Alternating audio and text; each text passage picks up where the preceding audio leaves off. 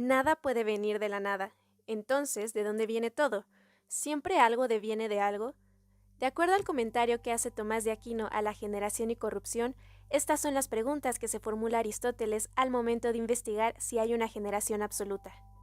Los filósofos presocráticos tenían ya sus propias formulaciones acerca del origen de las cosas, siendo unos los llamados pluralistas quienes abogaban porque todo proviene de la unión y separación de múltiples principios, o los monistas quienes por otro lado pensaban que todo provenía de un único principio y de sus alteraciones, siendo todo compuesto de ese mismo elemento. Sin embargo, estas afirmaciones ya señalan una dificultad para la generación absoluta, pues pareciese ser que algo siempre va a surgir a partir de algo, es decir, una generación relativa.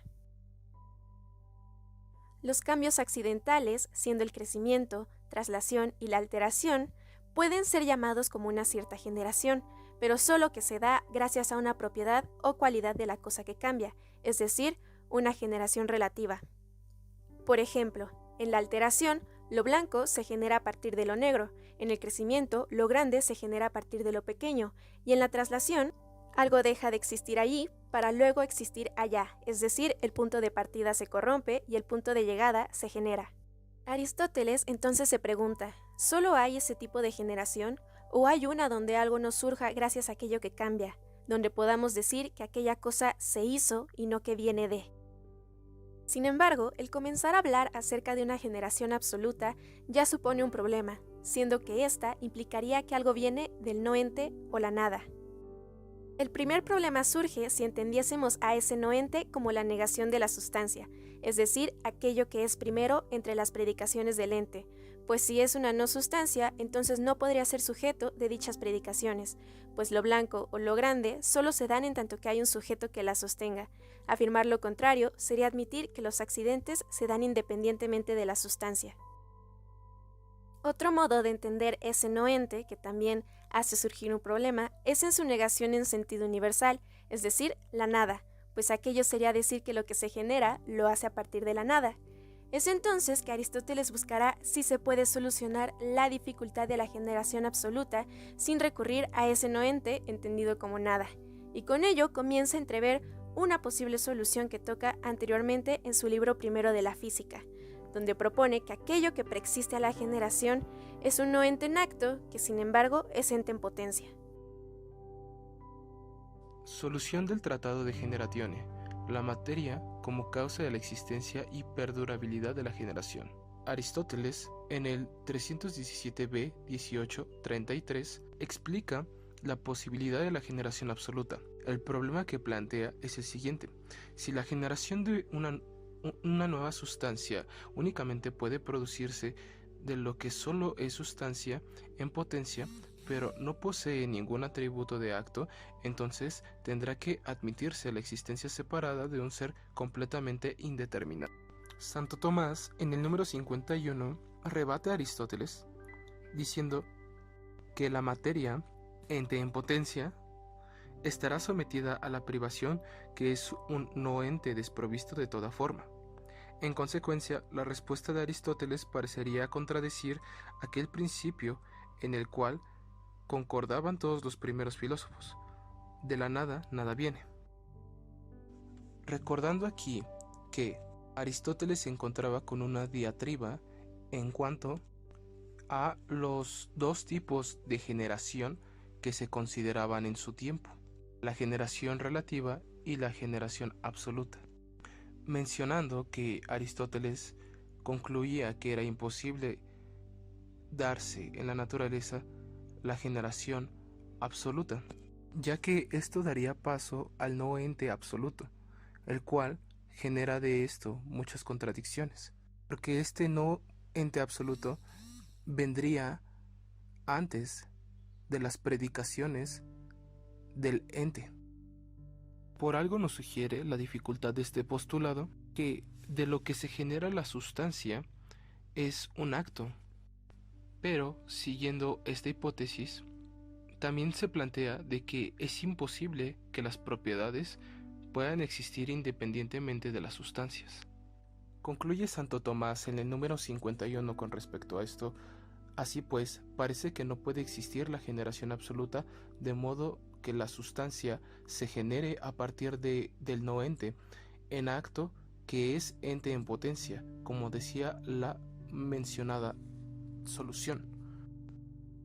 A lo que Aristóteles se hace una pregunta, que es: ¿cuál es la causa por la que la generación nunca cesa de producirse en la naturaleza? Porque al entender esta causa, será posible también captar la naturaleza de esa sustancia en potencia a partir de la cual se produce la generación y la corrupción absolutas. Aristóteles concluye que es necesario estudiar la causa material, porque al determinar esta causa se entenderá no solo porque la generación y la corrupción se produce eternamente, sino también que es esa sustancia en potencia a partir de la cual se produce la generación y la corrupción absolutas. Esto lleva a la pregunta: ¿por qué la generación no se detiene si en efecto aquello que se corrompe en sentido absoluto se dirige al no ente? Y la segunda pregunta: ¿y si entonces la corrupción equivale a una aniquilación, por qué no se extinguió hace tiempo todo el universo? Aristóteles, con respecto a estas preguntas, da dos posibles respuestas. Con la doctrina de los físicos, postularon en cada caso o bien un principio infinito, como en las teorías monistas, o bien infinitos principios, como en la teoría pluralista. Aristóteles excluye esta teoría, dado que en la naturaleza nada es infinito en acto. Con respecto a la segunda respuesta, él dice que en la naturaleza existe el infinito potencial, resultante de la división del continuo. Esta es una hipotética respuesta que podría plantearse teniendo en cuenta la doctrina sobre la infinita divisibilidad del continuo en acto en la naturaleza. La verdadera solución, entonces, tanto para el problema de la perpetuidad de la generación como para el problema de la naturaleza de ese ente en potencia a partir del cual se produce, consiste en esto: que la corrupción de una sustancia es la generación de otra y viceversa. Santo Tomás, en el número 57, nos dice que, en efecto, la generación se produce esencialmente a partir del ente en potencia, es decir, de la materia, que es como un sujeto de las realidades naturales, pues a la materia, de lo que algo se genera, le acaece que esté sujeta a una forma de acuerdo con la cual es un ente en acto, y a la privación de la forma que se inducirá, de acuerdo con la cual es un no ente en acto. Y por eso Aristóteles dice que el libro 1 de la Metafísica: la generación se produce a partir del ente, en acto por accidente, pero esencialmente lo hace a partir del ente en potencia. La objeción planteada a la perpetuidad de la generación se fundaba en el supuesto de que aquello que se corrompe se dirige hacia el no ser absoluto, la nada, pero siempre debe haber un sujeto en todo devenir, con lo cual también debe existir. Esto que existe es un algo que experimente el cambio en una corrupción absoluta.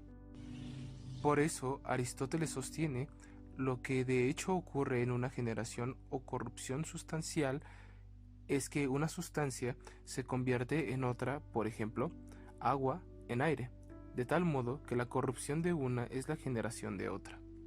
Santo Tomás sostiene que la materia es la causa de la continuidad de la generación, aquella que se transforma en los contrarios.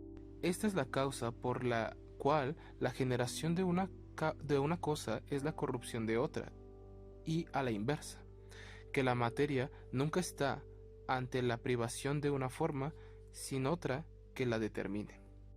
Para Aristóteles, el no ente es la materia. Aristóteles dice que, puesto que el sustrato potencial nunca existe como pura materia o como pura potencia separada, sino que siempre está informado o actualizado, en consecuencia siempre hay una sustancia existente en acto. Por eso, la corrupción no es una aniquilación, no hay una corrupción hacia la nada, y por ello no hay una corrupción del ser. De este modo, para Aristóteles la materia es eterna, pero solo existe como materia informada, y la sucesión de la generación es perpetua porque la materia siempre está siendo transformada, no aniquilada. El no ente es la materia, pero la materia es el objeto de la generación substancial y es un ser potencial per se. Sin este sujeto real, los contrarios no podrían cambiar el uno a partir del otro.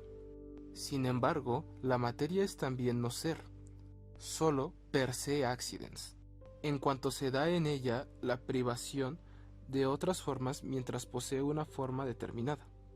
Por eso, el no ente a partir del cual se da la generación absoluta y en el cual se termina la corrupción es la materia, en cuanto privada de tal o cual forma en acto. Y una vez formulada la tesis de la materia prima como potencia pura por la cual se da la generación absoluta, Tomás de Aquino desarrollará dos cuestiones. La primera, si el no ente es alguno de los contrarios, siendo una respuesta a la formulación que hace Parménides, donde entiende a los contrarios como no ente.